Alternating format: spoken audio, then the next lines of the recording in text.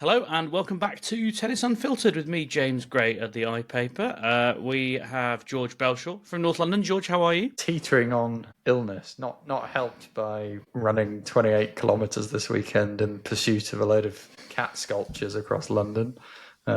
But I otherwise okay. sort of want to ask you more about that, but also in a very real sense don't. So maybe that can be something that people can check out on your Instagram, I believe, at Bellshaw George, your various sculpted cats. Calvin, how are you? You've had a merry trip to Austria today. Yeah, I flew from London to Vienna this morning, and without boring everybody, it was slightly problematic. Just trains being cancelled, delayed, and planes being delayed. Presumably that was something to do with the server outage. I reckon that must have somehow impacted it. Or did they not bother to blame it on anything? They just didn't tell. The flight wasn't officially delayed. We got on the flight as normal, and then just didn't move from the gate for 2 hours. Glorious. The life of our resident tennis coach, that's Calvin Betton. I'm James Gray, and over the next hour and a bit, we'll be going through everything that's happened in tennis over the last week or so. We'll be taking trips to Kazakhstan, to Belgium, to Sweden, to Saudi Arabia, dare I say it, and maybe even back home to Twitter as well, where Jack Draper's been making waves, which is excellent. And then we will have questions for the podcast from our Instagram. If you want to send us a question, you can DM us, Tennis Unfiltered Pod, or you can email us, tennisunfiltered@gmail.com, and we will, we'll either feature your questions or not. I don't really know how to put it any other way. Hopefully we will. We will pick a couple of those up at the end. And then, of course, our famous head-to-head. Now, I carry the weight of champion this week. I represent the champions team on behalf of George after a glorious victory, which I know our YouTube viewers were very disappointed got cut from the final edit. But I know that one of our listeners on Spotify specifically listens for the quiz. So, Eddie Taylor, this one's for you as always. I hope you enjoy it. George, you were particularly gutted not to see your own celebration. I was really pleased to see a comment saying, I came here for George's celebration, and then very gutted to see it didn't make the edit. Anyway, very good. Let's go straight into it, shall we? Because I think we should start in Kazakhstan, as all great stories should. And I learned a fact about Almaty today that I just, in my research, it's home to the highest altitude ice rink in the world. Just outside Almaty, in a place called Medju, and it's incredibly beautiful. It's an amazing thing. It's built as part of a dam. You want to know the fact I learnt about Almaty this week? Yeah. That it's in Kazakhstan, because I was like, where the hell's this tournament Medvedev's won? I was like, I've never heard of that. Because it used to be Astana Open, right? It's shifted. Is it the same license? Yeah, I suppose I think it is, yeah. So I was really confused. I get very confused by this stuff when it's like in F1 when teams get sold, and by the time a team's been sold twice, it's changed name and personnel and building. But the reason we are heading to Kazakhstan is because Daniil Medvedev ended an 882-day title drought, triumphing there, his first win since Rome 2023. He's now got 21 career titles in 21 different cities, which is absolutely staggering. It was also the first time he'd ever played a tournament with both of his daughters, Elisa and Victoria, present, which I thought was very nice.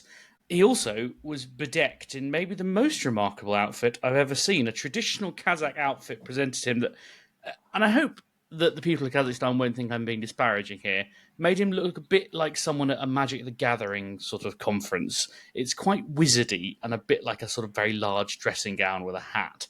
But I think you almost pulled it off. It's a strong look. I liked it. Also, so has he never defended any title? No, he has never won the same title twice. That's crazy. He must be. There can't be many players who've won 20 plus titles and not a single one of them has been defended. I'd probably hazard to guess there's none. Yeah, I would, with some confidence, not knowing the actual answer, say that no one has ever done that before. Because it's just so unlikely. If you're going to win that many titles, the chances are. It's very Medvedev, that stat, isn't it? Very Medvedev. And he knows it as well. He made reference to it. He knows that this is a thing. But yes, a quality victory. I mean, an entertaining final against Corentin Moutet. I think probably, Calvin, we talked last week about give me Vachereau, Rinderknecht over another Sinner Alcaraz any day. I think Medvedev Moutet probably goes in that category as well, doesn't it? Yeah, I mean, a real shithouse derby, that, isn't it? I don't think there was any, though, was it? It was pretty tame, wasn't it? I was thinking that. I was actually really disappointed because I watched bits of it and then I watched the highlights and I thought, well, I must have missed, one of them shouting at the umpire. Maybe a mutual respect from, they both maybe think, I can't try this with this guy, a fellow master of the craft. Game recognises game. Yeah. Quite possibly. You reckon if one of them did do some shithousing and the other one saw it and they approved of it, they give them the racket clap, fair play, some people give for good shots. Comes back from a 9-minute toilet break and Muta's just fair enough, Daniil. Classic that. Get the notepad out. Quite possibly. I suppose we should note that not only is this, a very long title drought for Daniil Medvedev, it's also been hit one of his worst ever seasons. He only won one Grand Slam match, and it caused him to get rid of Gilles Savare, his longtime coach, just after the US Open. He hired two new ones, Thomas Johansson, off of winning the 2002 Australian Open, and Rohan Goetzke, who I was not fully aware of, but then I started looking him up and realised I probably should have been, because he's an Australian coach. He did 10 years with Richard Krajicek and won Wimbledon with him, and also worked for the Dutch Federation and spent 7 years running IMG Academy. Knows what he's doing. Calvin, I know we shouldn't give coaches credit for everything, and you'd hate it if we did, but it does seem like that change, whether it be a real change or a psychological change, has had a positive impact on Medvedev, who frankly couldn't win a match otherwise. Yeah, I mean, to a degree, but also at the same time, I don't want to pour cold water on it, but it was a pretty weak 250 as well that he's won. I don't think it's this is the turnaround of Medvedev. I do think he has been playing better, actually.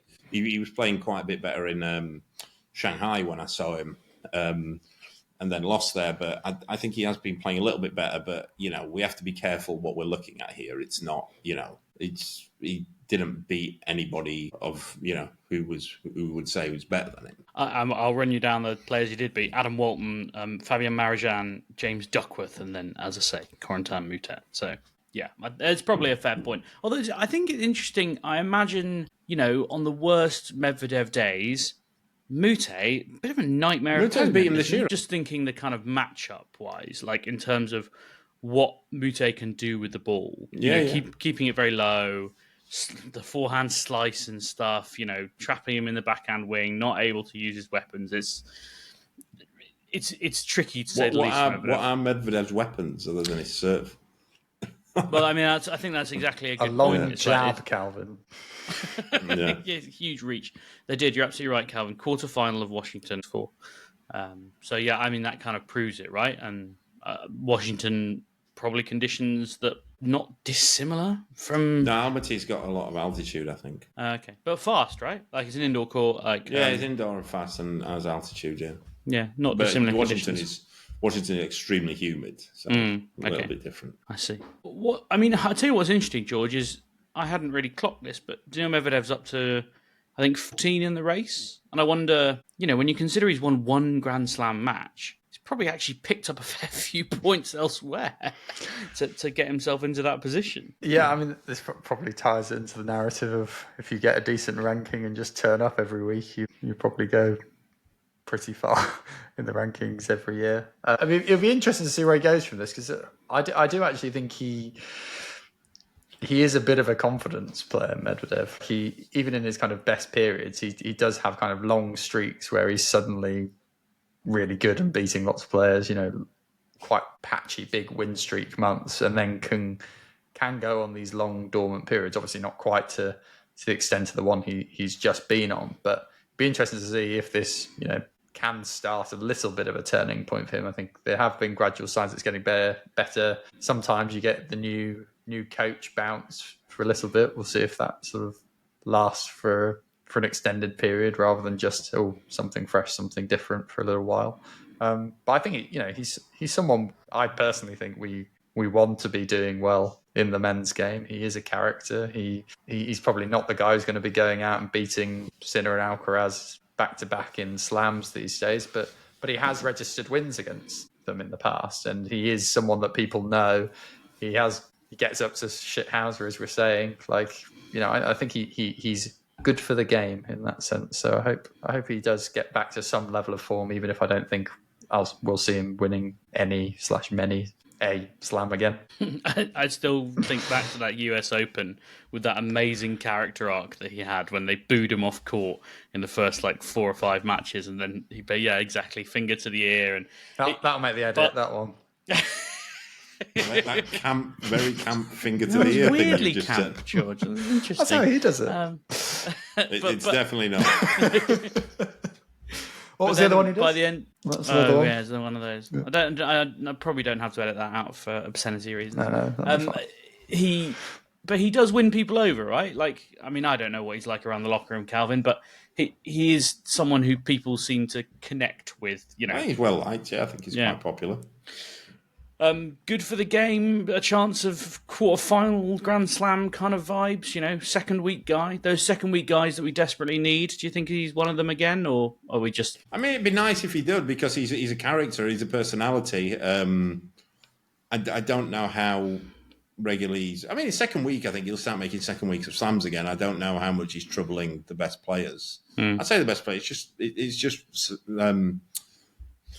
Alcaraz and Sinner, isn't it? I still think you'd make him favourite. If he played Zverev tomorrow, I think he'd beat Zverev. Well, easy to get in his head, isn't he? Doesn't like the shit house.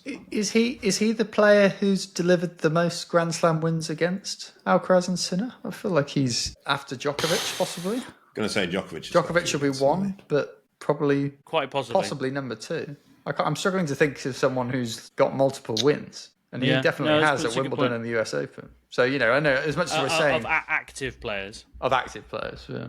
Although but even Nadal never played Sinner. Yeah. Nadal beat Sinner at the French, yeah. That COVID year he beat him. Yeah. Oh, right, yeah, okay. I just wanted to check, because I did seem to remember that Medvedev has Zverev's number in quite a big way. And he does. He's won their last 5, and he leads their head-to-head 14-7. Which is great. It's just such a long head-to-head. But I think as well, like most of Zverev's were before Medvedev broke through as well. Yeah, very early on. Anyway, where do we go from Almaty? Well, I can tell you probably the flight connections from Almaty aren't very good, and if you wanted to get to Brussels, it would take you a long old time. I'm not sure anyone's going to try it anytime soon, but Felix Auger-Aliassime has reconfirmed his status as indoor 250 GOAT, I should say.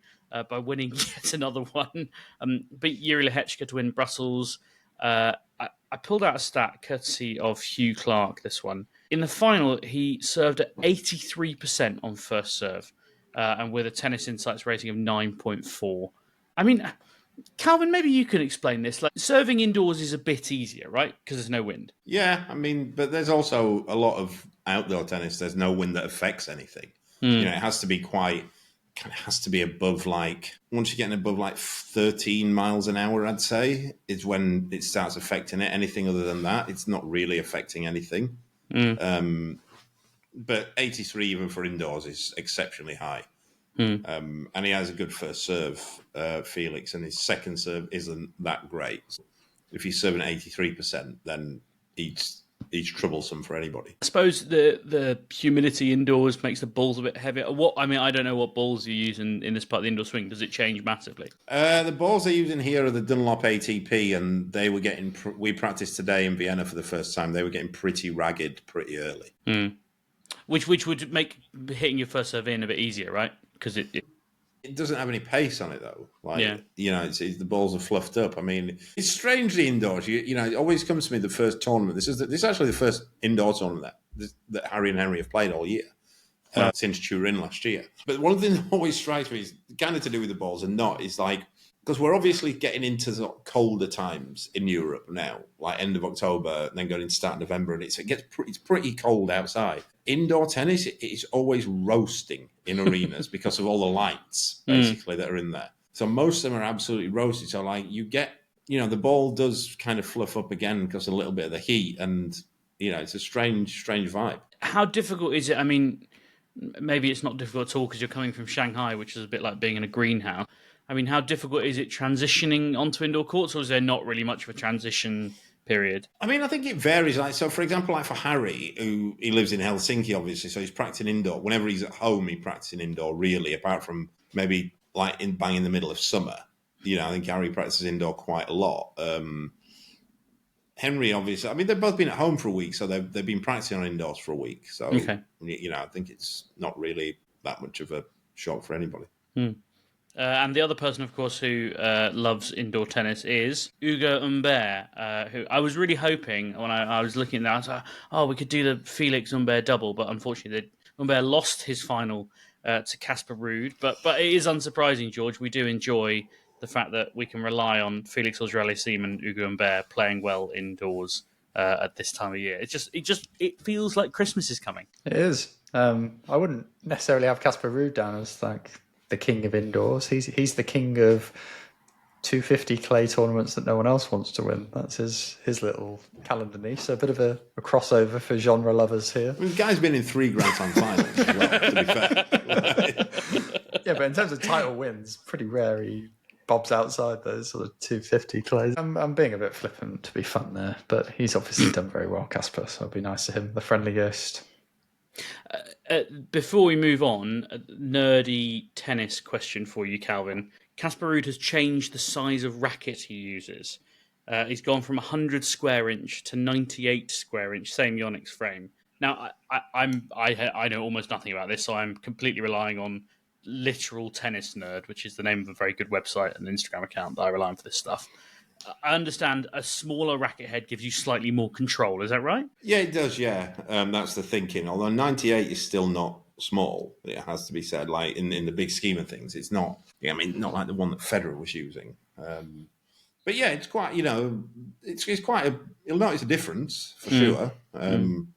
So yeah, I didn't realise he'd changed racket, actually, so that's quite interesting. Yeah, he's been doing it since Laver Cup, basically, after the US Open, and Okay. he said he wanted a bit more control. I suppose if you say that 100 is a pretty big, powerful racket, then he's somebody clearly has got a very it depends, power-heavy though. setup. Like my racket is 100, but it's also a control racket. It's a pretty thin-beamed racket. It gives you a bigger sweet spot. That's the thing, but it's still the frame of it is still what will determine really the power that you're going to get. I mean, I always find it interesting what time of year players start messing around with rackets. Like, I don't really know when presumably the best time to do it is the off season. Yeah, ish. But then I think sometimes they, for something like that, if he's using the same racket and he's just changing it, then, that should be pretty easy for him to adapt to. Also, I'm just going to read you all of Casper's career titles because I was totally right in what I said. So,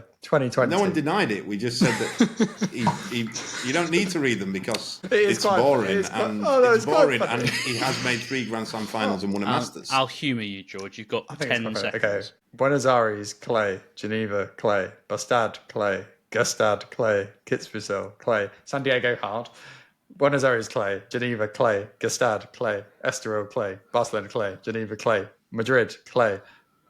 Stockholm, hard. Okay. Barcelona and Buenos Aires are 500s, though, aren't they? Yeah, they're not all 250s. Not all George, in 250s, fairness. but yeah. But high And I'll tell you what clay. I'll tell you what else is interesting. I read today that Stockholm is the slowest indoor court on tour, so maybe it's not a huge surprise to see Casper Ruud and his teeny tiny racket winning it. But yeah, I just got images of those like training rackets you get that literally they like the frame. Sabre. Yeah, exactly. Yeah. Just got images of Casper Ruud turning up to the Australian Open with that and being like, "What? It gives me more control." You can clip up that list of me reading those tournaments out and see how many people can guess it as one of your great reels, James, that I've been enjoying recently. I think it's quite an easy one. Yes. But Oh yeah, you've just list the titles and see if just you work feel out like who you're who are talking we about. talking about. Yeah, good one. There you go. Yeah. I mean, I did briefly think that we were going to have accidentally discovered the other guy who's never defended a title in the same city when you were starting to go through, but he actually has defended a couple. So Yeah, no danger. never mind. Shall we get to the bit that everyone's been waiting for, which is the Six Kings Slam? I know Calvin's been itching to praise the production values of the Six Kings Slam all week. Rachel emailed in to say, and I thought this was an interesting way into it. She emailed in to say, it's a shame now the only way a lot of tennis fans can watch tennis thanks to Sky monopolising viewing is by watching events like Six Kings. Yeah, notable that Six Kings Slam was funded partly by and shown on Netflix for £6 or £8, depending on exactly whether you do the ad-free one or not. rather than the 20, 30, 40 pounds a month that you pay to Sky. Rachel says, I prefer to watch Casper Ruud in Stockholm playing Marin Cilic rather than the race to an extra $4.5 million, which was not as exciting as the presenters were trying to portray. It was unbelievable how unbelievable was uttered quite so frequently. Yes, I do have to say it was all a bit underwhelming. And I mean, I don't know what I was expecting. I'd say I was expecting one thing to happen, which was Fritz to beat Zverev, because he always does, and that is 6 in a row now for the American. And then, of course, we got the inevitable Sinner-Alcaraz final that, if I was more of a cynic, I would say probably had been prearranged. I mean, it happened. It was not particularly surprising. Sinner won $6 million, and I don't know about anyone else, but whether people watched the whole thing or saw any clips on social media, I thought both Sinner and Alcaraz, for a match that was worth like millions of dollars, looked utterly like uncaring about the whole thing. Like, I know that. But, you know, this is the thing when people come and talk about it. Like, I was arguing with somebody on Twitter the other day who was saying, like, oh, like, you'd turn it down, right? You forget that $6 million won't make any difference to Yannick Sinner's life. It won't make any difference whatsoever to it. He's already a multi-millionaire. By the time he ends his career, he's going to have many, many more tens of millions. That $6 million to him is largely irrelevant. It makes no difference. What it might help is his agent will take his 10 or 15%, you know, and that kind of thing. That's why they want to play it. But to say that they, you know, look a bit nonplussed, it's not surprising, because it doesn't make a whole lot of difference to them. Like, you know, it really doesn't.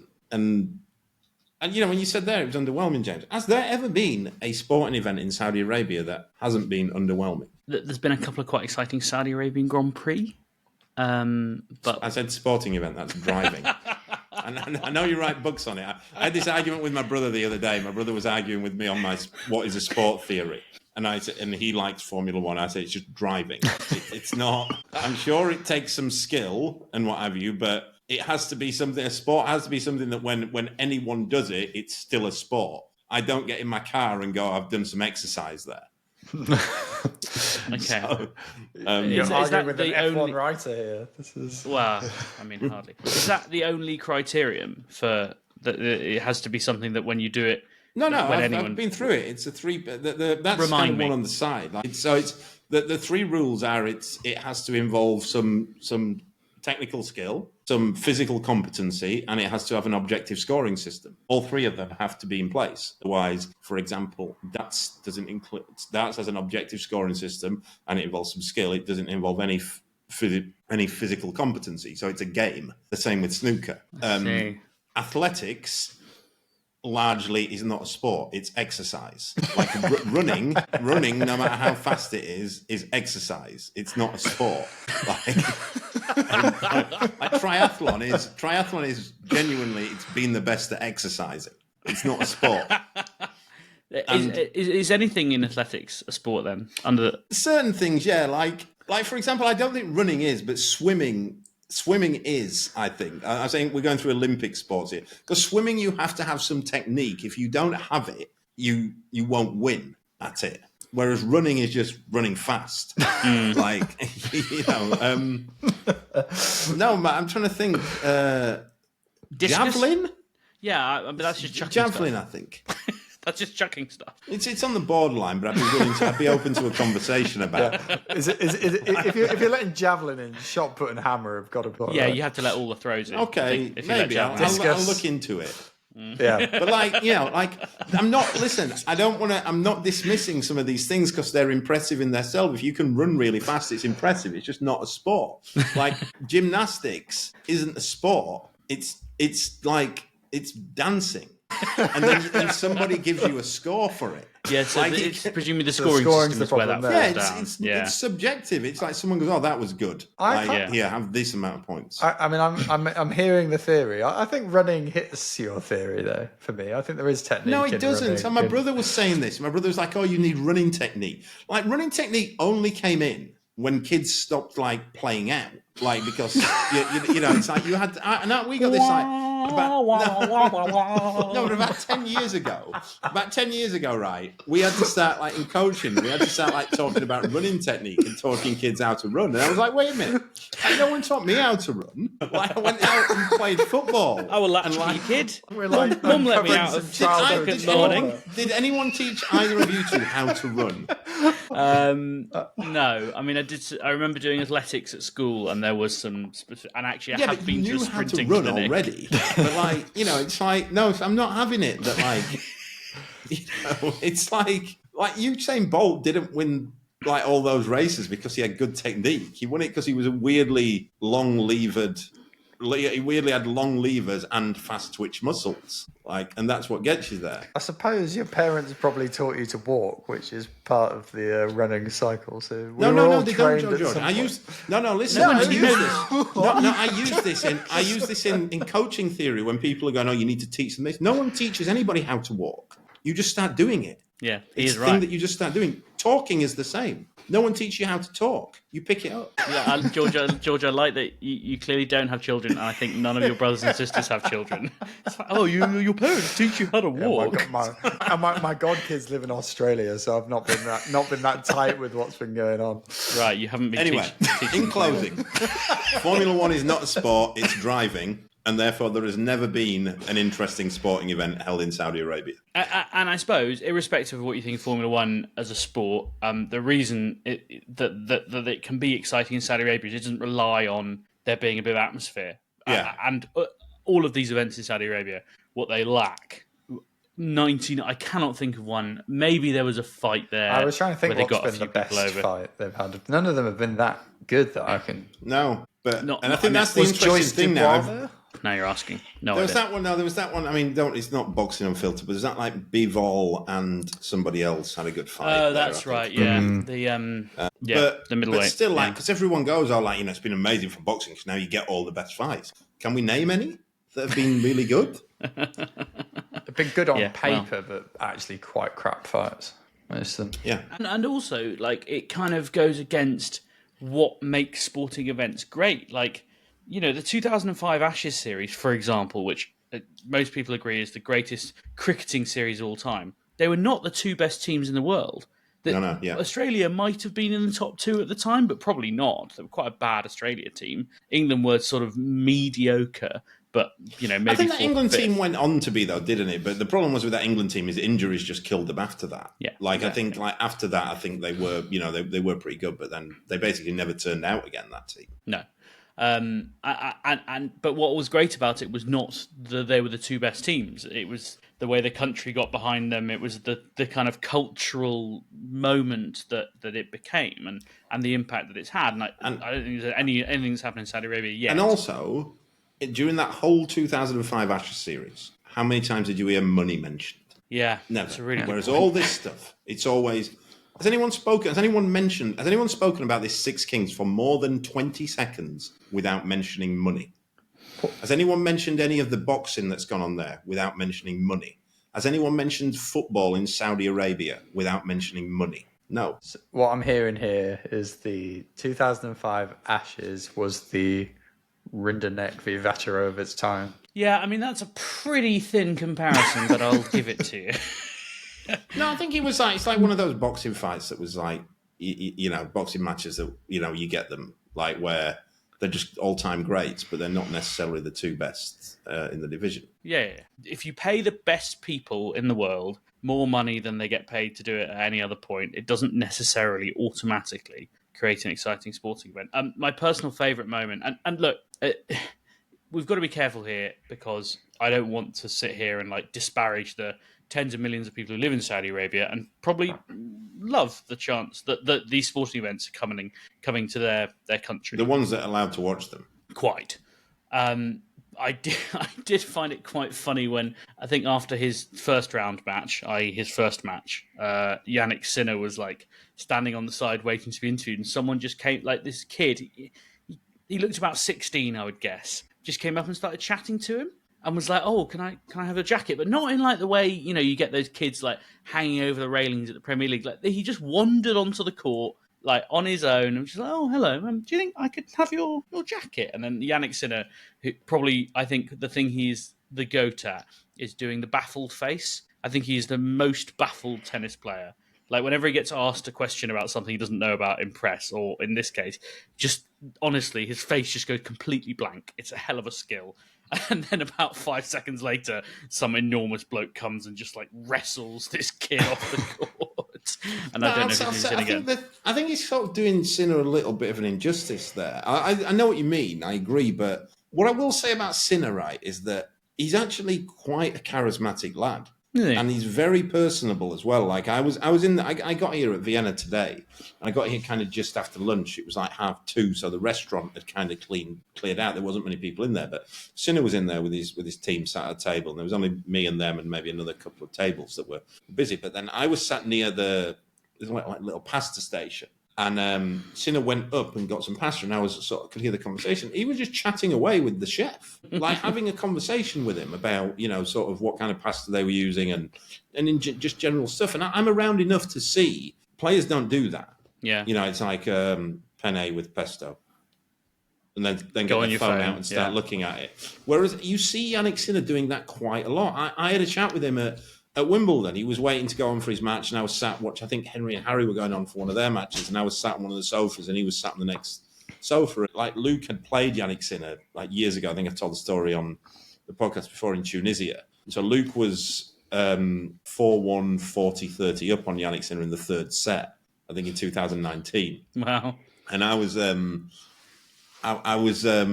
just saying to him, "Oh, do you remember when you played Luke?" He was like, "I don't." He was like, "I remember being there." And now I came back from some matches. I don't remember the match. And he was like, there's so many matches like that, if I lose that, it might have meant I was on a 4-match losing streak or something. And he was chatting away. And he's a very personable lad. And maybe charismatic is the wrong word, but he can talk. He has very good conversational skills. That's what I'll say about him.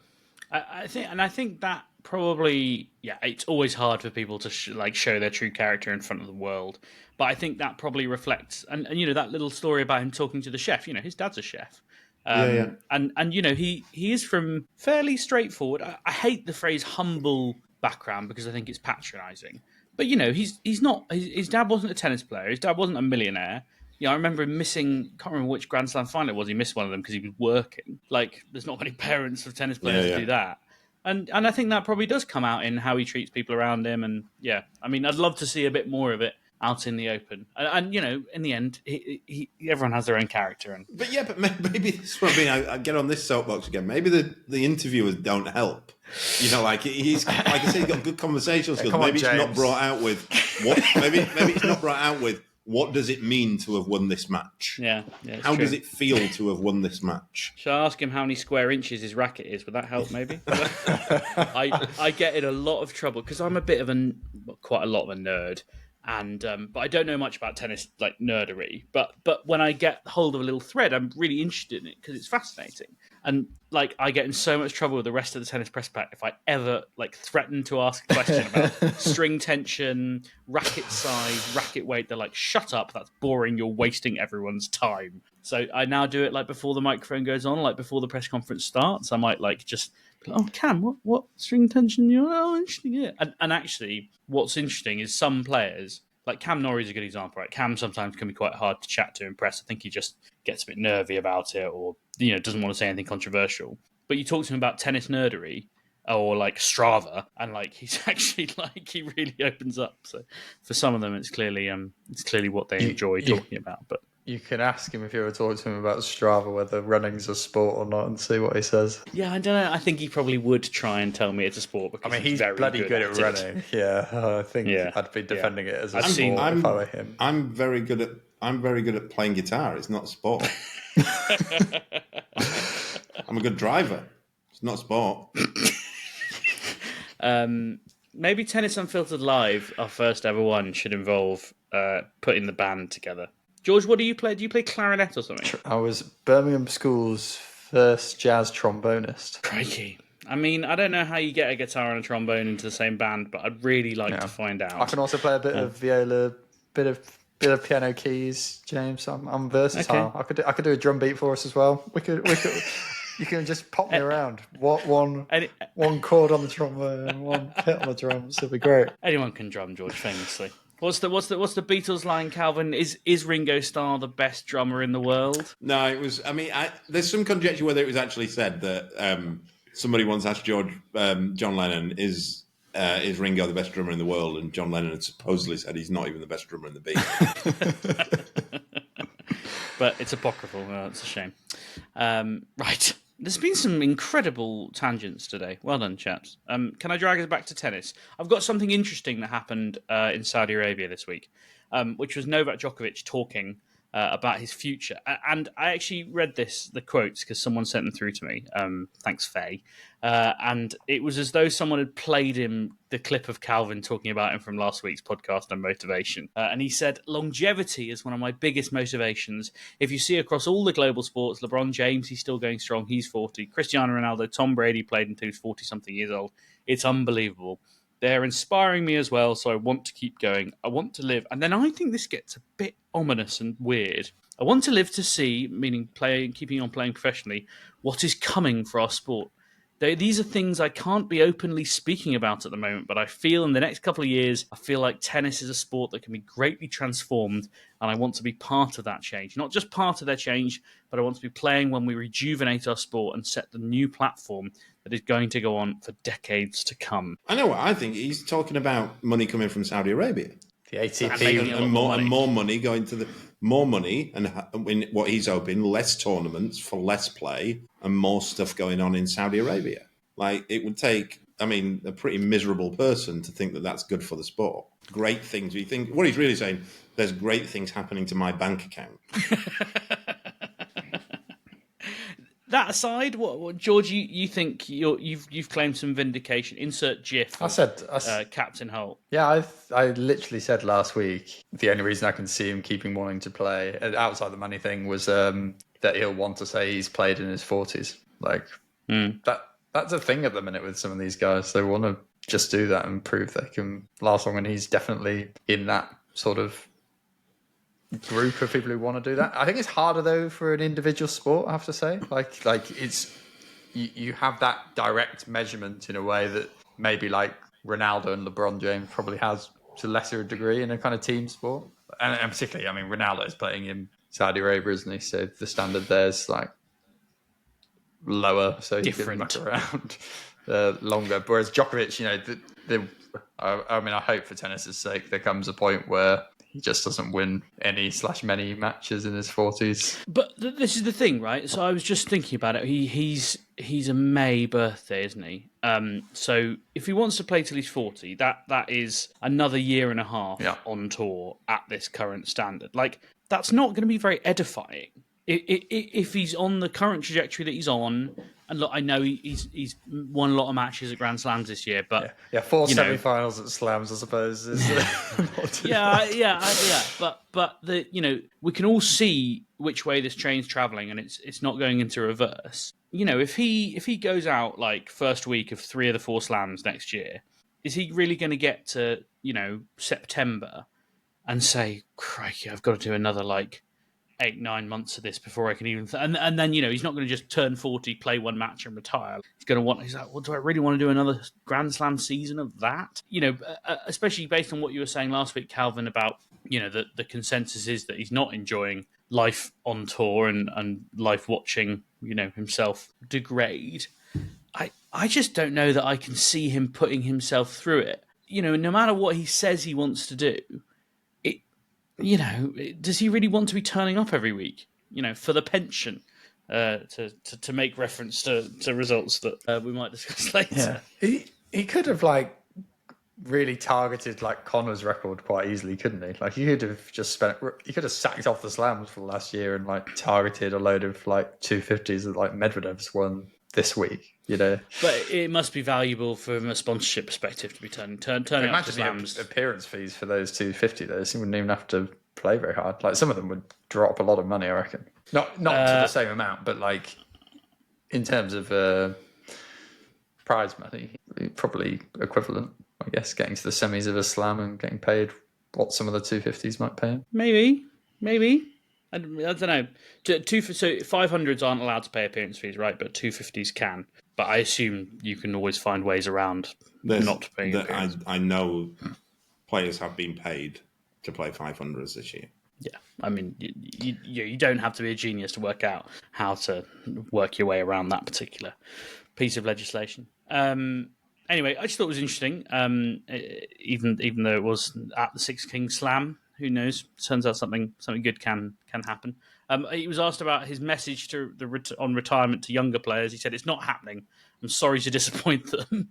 I imagine one of those players we're talking about is Holger Rune, and that's my segue into the horrible injury that he suffered on court in Stockholm this week. He was practically in tears on court, told the physio he'd heard something go.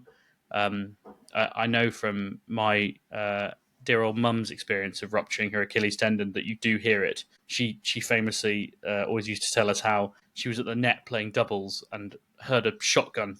We lived in Yorkshire, it wasn't uncommon. Heard a shotgun go off and thought, I'll just reach for this volley and then I'll turn around and see what that shotgun was. And then she made the volley and then realised it was her Achilles tendon rupturing.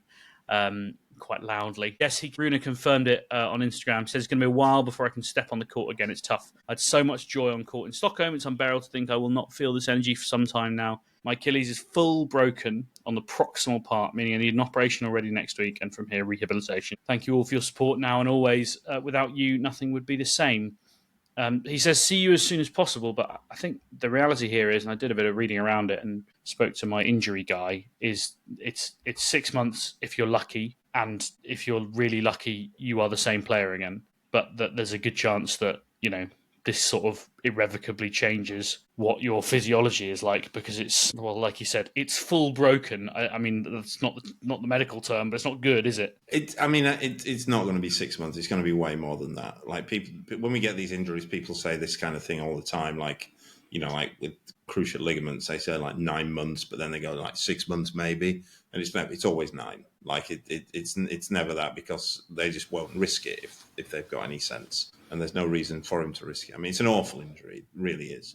I think if there's any consolation, I think we're sort of past the age now where same with any of those bad injuries where you don't come back from them. There was a time where cruciate ligaments, Achilles tendons, where the player was just never the same. But I think sciences and operations have now dictated that you kind of come back from them regularly, and I think he will come back fully from it. It's really awful look for him, and really feel for him. Mm. And he was, it's been noted already that he had a lot of heavy strapping on his glute on that leg, and whether that was related, whether it's one of those compensation things, or I think with listen, I'm not a physio, so I don't know. With the Achilles, I think it probably wasn't related. They tend not to be. It just happens. They're really awful. You do see them in sport occasionally, and these guys are the peak of fitness. I think with stuff like that, when you're compensating, it tends to be another muscle that goes and that kind of thing. I don't think an Achilles tendon isn't something that would happen like that. Well, think what you like of Holger Rune. Obviously, not something any of us want to see, and we wish him the best and back stronger, as they always say in football. I don't know whether that's possible, but yes, suspect we're probably not going to see him at a Grand Slam for quite some time. Now, I don't think it's a coincidence that a couple of hours after that happened, Jack Draper, another man who's out injured, was on Twitter and says, injuries are going to happen. We're pushing our bodies to do things they aren't supposed to in elite sport. We have so many incredible young guys on tour right now, and I'm proud to be a part of that. However, the touring calendar have to adapt if any of us are going to achieve some sort of longevity. Now, I posted that about 8:30 at night, and I'm guessing, given Jack's in the middle of, he's just got back on court literally today, that he was probably in bed relatively early on Saturday night and woke up to a world of notifications and 1.2 million impressions on said tweet, because lots of people engaged with it. Taylor Fritz was in the comments, the leading reply, facts. Also seeing more injuries and burnout now than ever, because balls, courts, conditions have slowed down a lot, making the weekly grind even more physically demanding and tough on the body. Calvin, I know you will have thoughts. Yeah, I mean, Jack's a friend of mine. I've got a lot of time for him. I disagree with him on this. I don't think this is causing the injuries. That schedule is the same as it always has been, basically. And you can argue, yeah, the game's more physical now. Yeah, we also have way more knowledge about recovery and sports science and nutrition and that kind of things. That's countered with that. I know that John McEnroe in 1984 played 85 matches. I think if Alcaraz wins Paris or makes final of Paris and Turin, I think he'll end up with 86. Roger Federer, somebody said the other day, played 97 matches in 2006 or something like that. I'm sorry, it's just when you got Leylah Fritz saying facts, they're not facts. The facts prove the other way. And, if the schedule is, if the balls and the courts are being slow and they're making it tougher for players and that, I assume that Taylor Swift. I don't know how many tournaments Taylor Swift has played. Taylor Swift her do that every week. Her schedule is brutal. To be fair. She likes 250 clay events, I think. But I assume Taylor Fritz has basically just played the tournaments he has to James, and he hasn't played any extra ones, has he? Or has he played 10? Oh, sorry, no, he's played 12 non-mandatory tournaments this year, as well as 2 exhibition events on different courts and on different continents to where the tour is. It's a nonsense. These players saying this, I really feel strongly about this, they're bad actors in it. What they want is they want to play less tournaments so they can play more exhibitions and make more money. It's nothing to do with fitness or anything like that. The sport, you can cope with it. It's no more physically demanding than any other elite level sport. Like, they train for it. There are players who don't get injured. Alcaraz has not been, you pick up an injury throughout the year. That's what happens with any sport. Footballers get injured. They play a lot. Cricketers get injured. It happens. The schedule hasn't got more demanding. If anything, it's got a little less demanding with the 2-week Masters, because you get longer between tournaments. You get longer between matches. You get more days off. They're now playing way less best of 5 matches. McEnroe that year, when I say McEnroe played 85 matches, that's just singles. He played 140 matches, including doubles. Most of the finals in 1984, especially the Masters, were best of 5 sets. They're not playing best of 5 sets anymore. They're getting more days off between matches. It's nonsense to suggest this. I'm just not buying it. They want less matches. It's the top 10 to 12 players that want this because they know that they can play stuff like the Six Kings and get paid more. It's a nonsense. Ask any player outside the top 15 in the world if they want less tournaments, if they want the schedule shortening down. They'll tell you absolutely not, because they need to make money and they need to make ranking points. It's only those players who are already in there. And this is how you destroy a sport if you cut the food chain off it. Before long, we'll have all of these events like the Six Kings where we're getting the top, that's 6. We might get up to 16 or something. We're just getting those, and people are getting paid at the end of it, because that's the only way you can get paid. We were talking in our WhatsApp group earlier on today that John Wertheim had made a comment, and he said something like, Wimbledon, Sinner only made 4 million at Wimbledon for 2 weeks. Are we saying 4 million is not enough now? Like, is that where we're at? Because he got 6 million in Saudi. Now, there's only 2 ways of getting that kind of money all the time. It's you play in Saudi all the time, or you have smaller draws. So there's more money to go to less players. Now, do we want any of that for tennis? Do we want more tournaments in everything going down in Saudi, like where boxing's become now, where the whole sport just takes place in Saudi? And do we want less players in tournaments so we just get the same players week after week? We opened this tournament talking about 250 in Almaty and how interesting it was, and they got the ceremony and that kind of thing. These people want to take that out of it. They just want about 12 tournaments a year with fewer players in getting all the money. And I'm sorry, I think it's a disgrace that players, they're trying to blame the schedule on things like injuries. I really feel for Holger Rune. Holger Rune hasn't said this, by the way, because I know Holger Rune, to his credit, has kind of spoken out against Saudi, and he's spoken in favour of the schedule. Yeah, he basically said, it's tiring, but I'm living the dream. Exactly, yeah. So for Jack, like I say, I've got bags of time for Jack. He's a friend of mine. I've got a lot of respect for him and that kind of thing. But for Jack to sort of link it to this with Holger Rune was no one was forcing Holger Rune to play Stockholm 250. He had no obligation to be played. That's not a mandatory tournament. He's playing it because he chose to. He could have not played it. Like you said, James, he had strapping on his leg. He could have not played. he hasn't snapped his Achilles because of the schedule. It's just a nonsense to suggest it. And, it should also be noted that Jack did sign up for that Saudi exhibition, Six Kings, and couldn't play because he was injured. And I would also say, and I don't Jack's think... played an exhibition in December. Yeah, exactly. And I would also say that, and I don't think this is speaking out of turn, that Jack wasn't fully fit when he went to the US Open, but he was launching his new deal with a fashion label that I'm pretty sure wanted to have that launch in New York. And, that's a commercial decision, not a purely health-based decision. Jack's schedule this year, he played 2 tournaments before the 1st of March. He played Australian Open, and I forget what the next one was that he played. But he played 2 tournaments before the first. So the first 2 months of the year, he played 2 tournaments. He then, from then on, he played Dubai. I think he won in Dubai.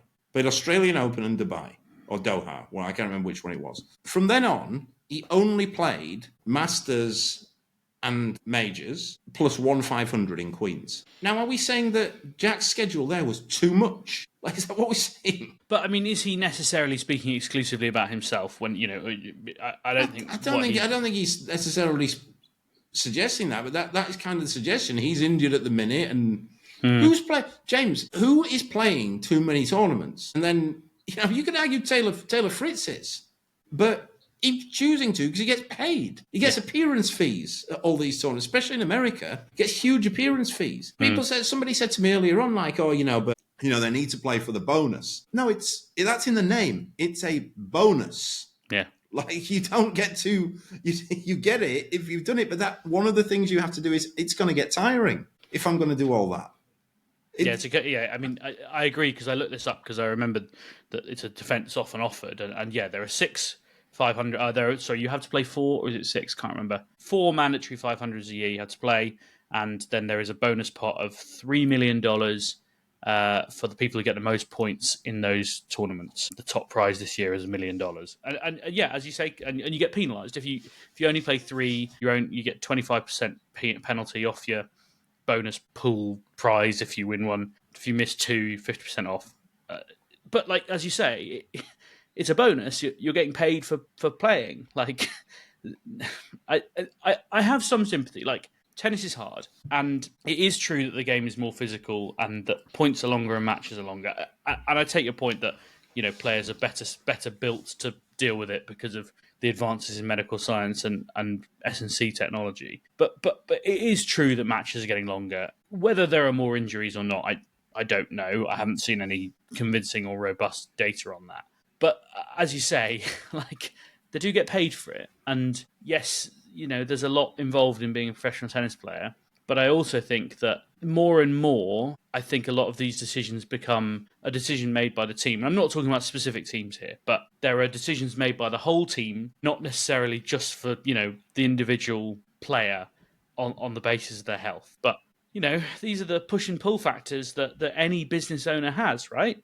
Like, these are decisions that you make. You're the CEO of your own little business, and your body is one of the things you have to manage. And I'm sure there are ways that players could manage their schedule better, but it would mean making less money. And I think that's the circle they can't square. Yeah, but James, that less money is still a huge amount of money, a phenomenal amount of money for these people. Especially when you factor in the fact that they're still playing exhibitions. They're getting paid fortunes from their clothing companies, and the money that they're making at the back end of tournaments is stratospheric. So I know it's all these people who are really concerned about the schedule.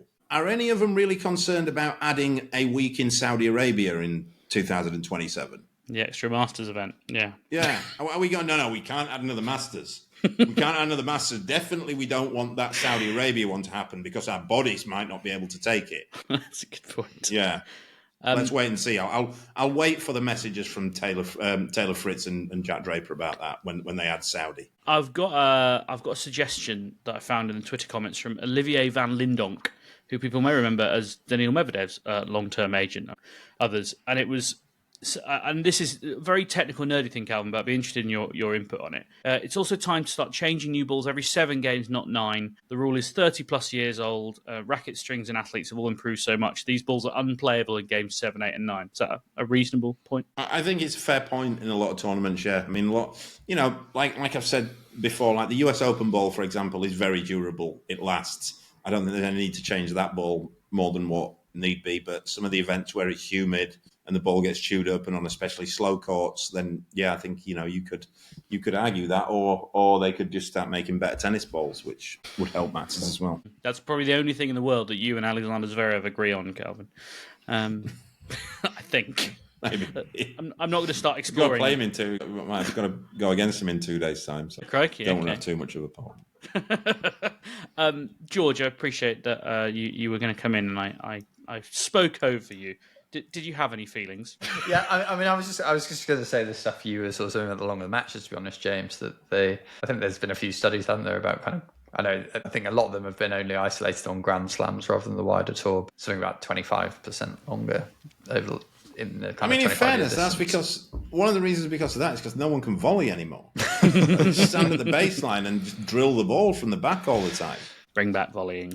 Make volleying great again. That could be the hats that we sell in our merch shop. You can tell I've been Many people are saying. You can tell I've been thinking about business this week, can't you? But if you join all these threads up and go back to what Djokovic is saying and what clearly where the player, the mind is at the minute, and actually it's interesting. I know we spoke about the Pat Cash event I went to the other week, but he had some quite interesting comments about exhibition stuff and how he was saying that the players were all sort of told they should sign up for this tour in the first place, but they didn't get all the information about that would mean you're not allowed to play anything outside of it or whatever, and that was a kind of a slightly different thing to what they felt they were promised at the time. So while he was like, I hate all these things and I wouldn't watch them, he did have a degree of sympathy of actually how that sort of relationship came about in the first place, which I thought was slightly interesting. But again, though, this is like, they say to them, you can't, there is no you can't play a side of them. They just played one. Where's this idea come from that they can't do other things? They play that Patrick Muratoglu thing all the time. Yeah, I guess you'd say like it's probably back to that sort of bonus point, isn't it? If they were missing events in kind of regular tour weeks, they don't really have the choice there if they didn't want to lose that sort of bonus. But yeah, I agree. At what point are you no longer a serious athlete, though? If you say you want to say, no, I don't want to play Cincinnati Masters this week, I want to play Saudi Arabia Exhibition. Well, I suppose at the point where, I don't have I was going to try and play devil's advocate, and I absolutely don't have a case to make. You might, for the major big events, it's not really a thing. But I suppose you've got things like Hurlingham and stuff. People choose over sort of 250 events quite commonly, don't they? Yeah. It's a lot of money. Hurlingham's very well paid. Right, this is taking much longer than I expected, which is good. It's because we're fired up. I want to briefly mention. We're going to mention the other Draper news this week, so I couldn't, because that was quite a backtrack from what you'd said last week. James. You were briefed poorly, or I'm not going to comment on that, George. But yes, I suppose that's a good way to segue into that. Bit of coaching news. It's the time of year for that sort of thing, Calvin, isn't it? It's Black Monday or whatever it's called in the NFL when all the coaches get fired. It's coming up. So good luck and everything. Anyway, we were told last week James Trotman has left Team Jack Draper, saying he just can't square the circle of family life and weeks on tour. Leaves Jamie Delgado, the new addition, as sole coach. Now, to fill in the gaps there, we were told that Jamie Delgado was going to come in as lead coach, with Trots doing fewer weeks on tour, and that he was still very much involved. And now that has changed, and he's not going to do any weeks at all. Calvin, I know that you know Trots, but probably wouldn't want to betray any confidences, and actually may not even have seen him necessarily, but we sort of talked about it in more general terms. It's hard being a coach, and it's hard being a part-time coach, isn't it? Yeah, I haven't spoke with Trots about it. It's none of my business really, so I haven't messaged him. I hope to see him soon. We may not even speak about this at all. Trots is a friend of mine. I've known him many years. But I always thought that was going to be difficult. I know they said it last week. I don't see how Trots could go from being like the main man on something like that to somebody who comes in and does a few weeks, and then I don't see how then he'd have to have Delgado telling him what he's going to be doing and that kind of thing. I just I don't know what's happened there at all, and again it's kind of none of my business either. So I know that. Like we said, it's difficult, and I'm in a in a way, I'm in a privileged position because I do all the weeks that the lads need me to do, but I don't have family, so I can do that. But I do think it's kind of like also the life that we've chosen as well. You know, it's the job. You can't. I find it tough to go. You know, I'm not doing some weeks. Yeah, I mean, it happens quite a lot, doesn't it? You know, I think of like Hiltz, who you know well, Mark Hilton. You know, he sort of made the choice to stop going on tour and got a job back home where he didn't have to travel because he had family. And yeah, like you said, like there aren't actually many people out there who manage to make the kind of balance work. I know Craig Veal, for example, is someone who, you know, has a young family and tries to spend a lot of time. He's on tour loads these days. So. He is, but Craig's sort of very. I think as far as I know, I think he's arranged it in advance. Like these are the weeks I'm gonna do, and I think he doesn't now do anything when he's at home. So you know, I think for a time, Velo was still having to sort of balance some stuff that he did at home, but he doesn't do any of that now. And you know, I think he's done that, and you know, he has a young family, and he manages it well. But, you know, it's kind of difficult, I think, and until you're making so much money that, you know, some coaches, I guess, can take the family around with them. Yeah, well, and Velo's not far off that, to be fair. I mean, you know, where's this Velo come from as well? That's his name. He's his nickname, and he's a regular listener, and he will be listening. You want to decide his nickname? George? No, I just think Velo. No, I'm not having that. You don't want to know your nickname, George. I don't. It doesn't involve the second half. Many bad nicknames. I'm not worried about that. Bell beginning. Yeah. Anyway, Shell Bore was one I had from a biology teacher at school. He's got a good one. That's terrible. I thought it was quite witty. I enjoyed it. Okay, yeah, very good. Well, hi Craig or Velo. That was sufficiently complimentary of your work-life balance. Anyway, yes. Let's move on, shall we? I've got some WTA notes and some questions from listeners, and George's got head-to-head, and it's getting late. So, notes from the WTA Tour this week. Leylah Fernandez won the Japan Open, albeit without a particularly impressive list of opponents. To be honest, the players she beat in the final did a better job of knocking out big players. Teresa Valentova. Remember the name, I would suggest. 18 years old, French Open junior champion last year. She's the Czech number 7. Which doesn't sound impressive. She's 57 in the world. The Czechs have 6 players better than 57 in the world, which is just completely insane. Anyway, she was beaten in the final by Leylah Fernandez, who is on the verge of a return to the top 20, which, George, I know excites you. You can tell me in 30 seconds why that's so exciting. Oh, God, I'm not sure I can condense it so much. My excitement's flowing over. It takes you 15 seconds to start an answer most days. No, I think, you know, she's someone people recognise after the Raducanu match. Good for the game to have those players that cut through the public sphere in Britain anyway. So, yeah, let's have her back doing well. Good fun.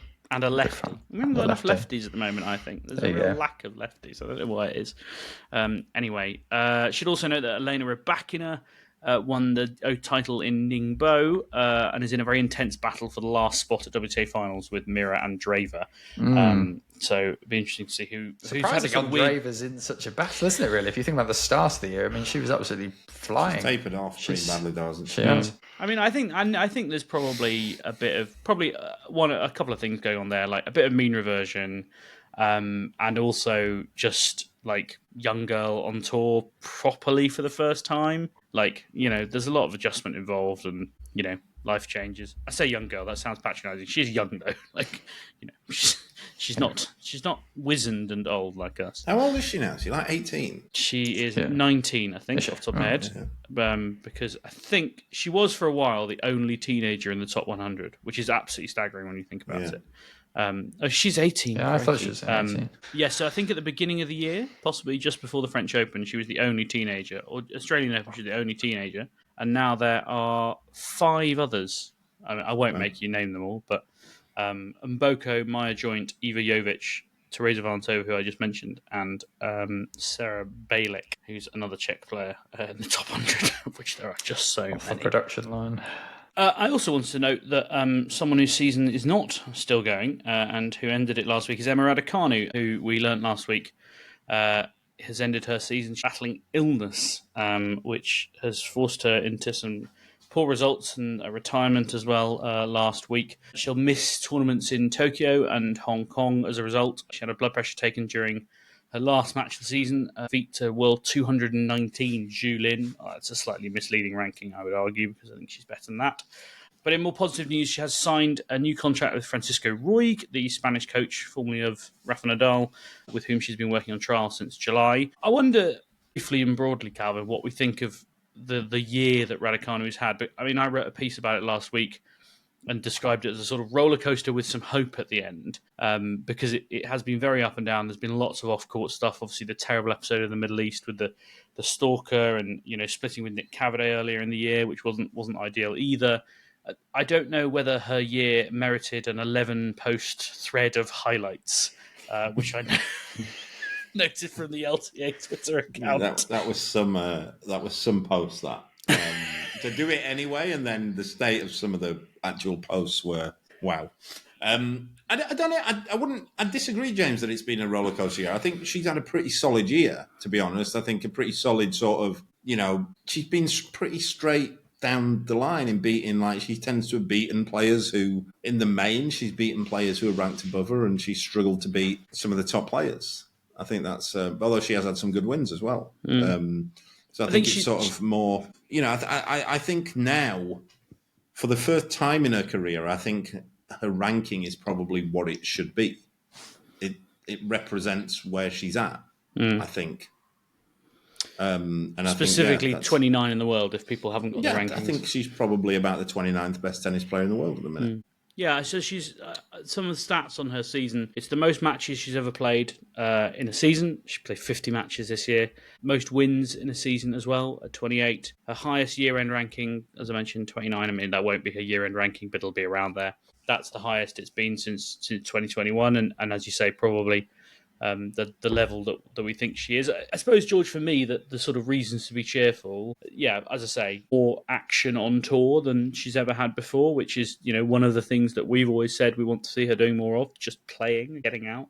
And, if reports are to be believed, she's got a contract with a coach that should last, if it goes to the end. Till February. And I know that, well, I mean, that is the problem, isn't it? But, in theory, has signed another 1 year with Francisco Ruig, who she seems to be getting on with. So, we sort of have to take it at face value for now and hope that 1 year contract will be seen out. But there are some positives there for the British number one, no? Yeah, definitely. Like, I think, she and Draper, to a degree, have really struggled in their careers to play a full season. They've struggled for lots of injuries, lots of things going on.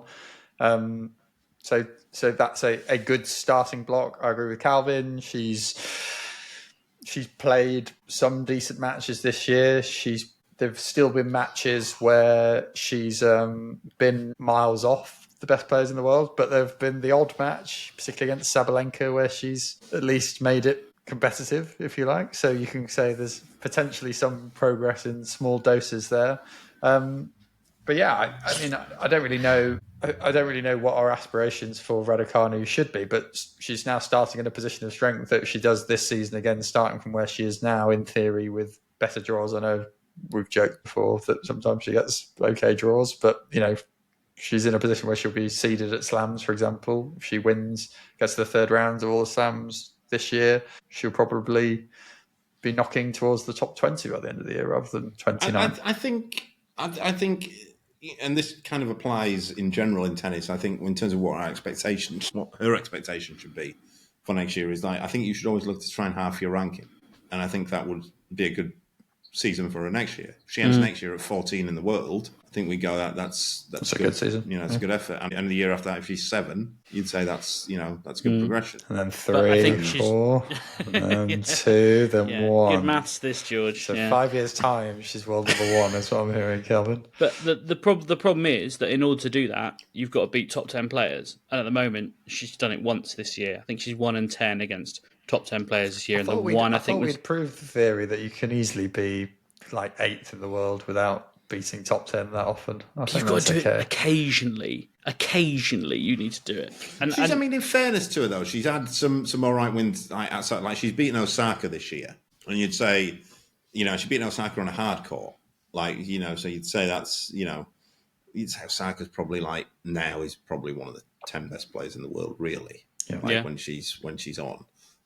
What I will say when you said there, James, that she had a blood pressure taken, I wouldn't read anything into that. That's the thing that I think that the on-court doctors have started doing now with anybody who's struggling a little bit with dehydration. I think it's linked to that or that kind of thing. So that in Shanghai, we were saying that whenever anyone called the physio out, we were always looking at how they doing the blood pressure thing, and they do it with something in the finger, I think. So I see. Okay. So it doesn't mean necessarily you've got blood pressure issues. I think it's some way linked to finding out if you're dehydrated. I see. Okay. Cool. Yeah, I was just looking at you. You were talking about Naomi Osaka there. She's on the ELO rankings, which, as everyone knows, is my favourite thing in the world. She's 14, which is probably a pretty true reflection. Raducanu is 25 ELO, which again probably about right. Right, let's do a quick question. We'll do one from Laurie, who Instagrammed us this week. Said, I was wondering if I get your thoughts on what Conor Nyland talked about in his book about players being quite unwilling to socialise with players below their ranking. His specific example was of how a young, lowly ranked Dimitrov was initially very friendly, often wanted to grab food or train together, but as he rose in the ranks, he became colder and colder to the point where once he not reached the top 20, he wouldn't even acknowledge Conor in the locker rooms. Calvin, do you still see this in the men's game? If so, why do you think guys think players do this? And finally, is it also the case on the doubles tour? As far as I know, it's not the case on the doubles tour. I think everybody kind of gets on with everyone else. There are a couple of people who, high ranked who don't talk to anyone else, but I think that's more because they're prats really than anything to do with ranking. I haven't read Conor Nyland's book in full. There's a little bit of editorial license going on. I know that because I did know Conor Nyland years ago myself. I've played against him in juniors, and I know a lot of the life that he's talking about, and some of the snippets from the book I've read are fair reflections. Other ones I think aren't. Mm-hmm. I think what I will say, and I've said this on the pod before, a lot of these high ranked players, they develop and they gather big teams around them, and they just socialise within their teams. I don't think it's a case of they're not socialising with younger players. They don't socialise, and when they do, they don't socialise outside of their little groups. So I think that might lead a lot into it. But I don't know because I'm not. It's kind of a bit gossipy that I don't. And of course, Calvin, you hate gossip, as we all know. I'm not going he's not talking to him anymore and that kind of thing. It's I don't know. I mean, Grigor Dimitrov always seems pretty nice. I know the hitters around the tournaments always say he's a good bloke. So. I was going to say, I haven't read the book.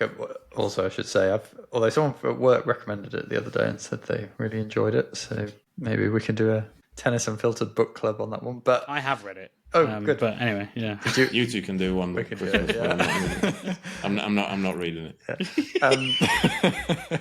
Yeah.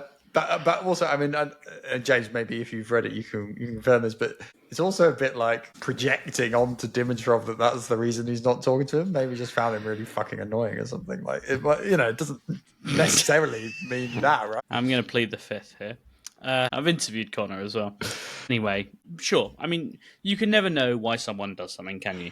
So who knows? But Calvin, I think you've answered that question quite well, actually, and it is interesting the way. And certainly, whenever I'm sometimes allowed in player lounges to go and meet people and come and meet you or whatever. And it does seem like you sort of see the player who you really recognise, and then 9 people sat around them who you've never seen before, or have because. I mean, I got a car back from the main site today with 2 players, just me and 2 players who were both ranked. I don't know their exact ranking, but I'm going to say they were ranked between 30 and 60. I would say 30 and 70 maybe. I don't know exactly. They're the same, around about the same age, and from the same part of the world, and I know that they know each other because I've seen them practice, and in a 20-minute car ride they didn't speak a word to each other. They just both looked at their phones the whole time. If I was to guess the age, Calvin, I'm going to go under 24. I think one of them definitely is. The other one might be just above that. I know that it wasn't because they don't like each other, because like I say, I've seen them speak to each other before, but to take a car ride, 20-minute car ride, and just not, there's your round. Players don't. You do well if you're around tournaments to see players talking to each other off the practice court. I think it's like, interestingly, I think that's. I think we've done a sort of 180 on this. I think the women's is different from that now. I actually think the women, there's plenty of like females who actually are friends with each other and do socialise with each other now. Interesting. Things have changed. Who knew? Well, I saw Paula Badosa and Sabalenka on holiday together, aren't they? Oh, they are best mates, aren't they? They hated it when they had to play each other in the semi-finals. Yeah. Right.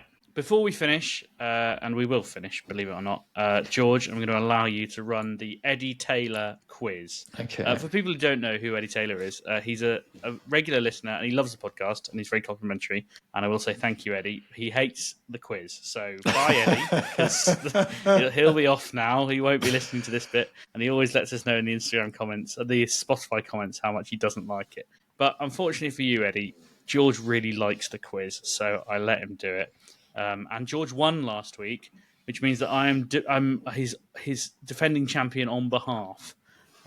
Which, to be honest, I'm not optimistic of Casper Ruuding it. I've been in training. I felt like I was sloppy last week. Back with a vengeance. Looking to get back on my game here. So it was inspired by events this week.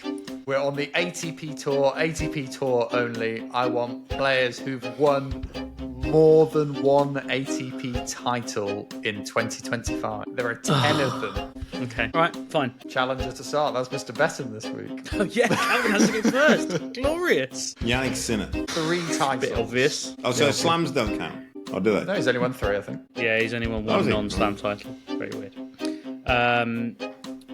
Carlos Alcaraz. Tour leader with 8. Interesting. Let me think here. I might be struggling here already. I could have It's tricky, isn't it? He's taken a few big blows last week, and now his confidence has Keeping gone his cameras been up since 5 a.m. and it's Taylor Fritz has got 2. yeah.